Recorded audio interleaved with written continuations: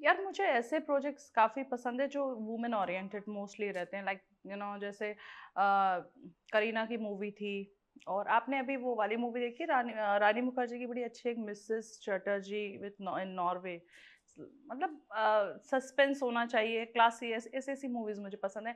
मुझे ये पसंद नहीं है कि गाने गा रहे हैं और बॉयफ्रेंड क्लियर हो रहे हैं, ये सब मुझे पसंद नहीं है।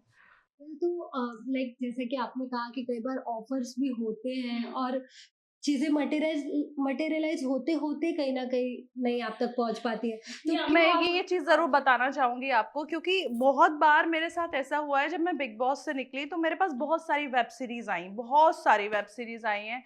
लेकिन उसके अंदर मुझे हमेशा ये बोला गया है कि जो एक्टर है उसके साथ आपका इंटीमेट सीन रहेगा। तो एक बार मैंने बोला कि चलो इंटीमेट सीन देख लेते हैं क्या है। मैंने कहा चलो लिप किस तो नहीं हो पाएगा भैया। मैं गई वहाँ पर, मैं नाम नहीं लूँगी।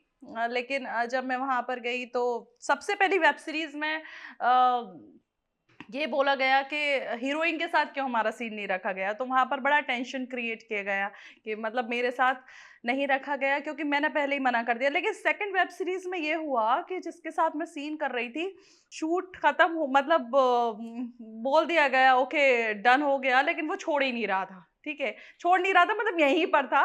तो फिर मैंने उसके बाद तौबा कर लिया था कि मैं नहीं करूँगी वेब सीरीज़। बाकी मोस्टली ये हुआ है कि अच्छी वेब सीरीज़ आई हैं, लेकिन कुछ सीनियर आर्टिस्ट ने, अगर मैंने डिमांड किया है, मान लीजिए मैं एक ऐसी मैक्सिमम चीज़ बता रही हूँ कि 10,000, ठीक है? अगर मैंने 10,000 बोला, एक बता रही हूँ, तो उन्होंने कहा मैं 2,000 में कर दूँगा, सीनियर आर्टिस्ट ने। तो फिर मैं सोचती थी यार ये पंगा क्या चल रही है? इट्स लाइक मंडी, हाँ, ये यहाँ पर क्या है ना, मोल-भाव चल रहे हैं। बड़े-बड़े आर्टिस्ट बोल देते हैं कि चलो, चलो ये काम मैं 1,000 में कर दूँगा। वो अब हमारा क्या हुआ, हमने 10 बोल दिए, अब हमें आउट कर दिया गया। तो इन सब चीज़ों की वज़ह से ना बड़े कॉम्प्लिकेशंस क्रिएट होते हैं कि भई हमसे जो सीनियर आर्टिस्ट हैं, हमसे जो बड़े आर्टिस्ट हैं, वो कम में काम कर देते हैं और हम तो अभी उनसे बहुत ही ज़्यादा उनकी तरह काम भी नहीं कर पाए। तो ये सब चीज़ें बहुत हैं यहाँ पर। तो भाई तुम ही कर लो।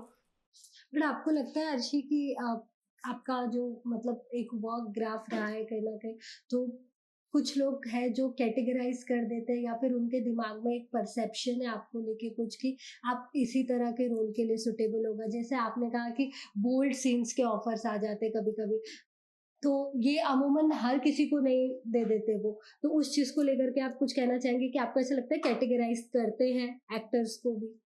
हाँ, इनको लगता है कि अगर किसी लड़की ने बोल्ड कपड़े पहने हैं और मतलब ऐसे आउटफिट पहना है, तो वो उसी तरीक़े के रोल के लिए मतलब वो है कि अगर जैसे कोई लड़की है कि वो बहुत छोटे-छोटे स्मॉल ड्रेसेस मतलब ऐसे पहन रही है, तो शी इज़ आइटम गर्ल, ठीक है?